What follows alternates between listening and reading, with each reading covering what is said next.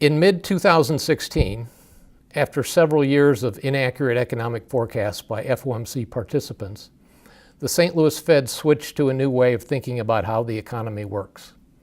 Explain this new narrative for us and how it differs from the previous one. Up until the middle of 2016, we had a standard forecast that I would say was very similar to many in the Federal Reserve System, and possibly even a little bit more emphasis on cyclical dynamics. Normally you would think when you come out of a recession that the economy will grow faster for a while than it otherwise would.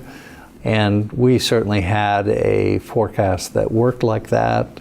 We interpreted the economy as being, down to some extent, and that we thought growth would soon pick up from the 2% pace that we had seen since the crisis to perhaps a 3 or higher percent pace for a time, and that this would be accompanied by higher consumption, higher investment, possibly higher wage growth, and then things would then settle down and slow down again to the old rate of growth. I got frustrated because this forecast turned out to be wrong for about 4 or 5 years in a row. We decided to throw it out and say that the fundamental factors have changed and we have to take the fundamental factors on board better than we are. So it just required us to think a little bit differently about the possible long-run outcomes of the economy.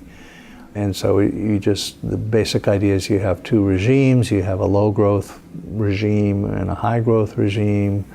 It's pretty clear that we're in this low-growth, low real interest rate, low inflation, low nominal interest rate regime, and that could be a long-term or relatively long-term outcome for the economy. And you shouldn't always be expecting that things were going to pop back to the way they were in the 1980s or the 1990s or the 2000s. Another aspect of this is that for purposes of monetary policy, you're really looking at probably a 2-year time horizon, planning horizon. Mm-hmm. When you have long-run trends that are affecting the economy, I don't think you want to predict that the trends are going to turn around, in that kind of time frame. If things flip back into the old world, the 1980s, 1990s world, then you can run policy, in that world where growth is higher and nominal interest rates are higher and real interest rates are higher. But that's not the world we're in right now, so you shouldn't be trying to move interest rates for that world. You should be, calibrating your monetary policy for the low world that we're in and try to work with that.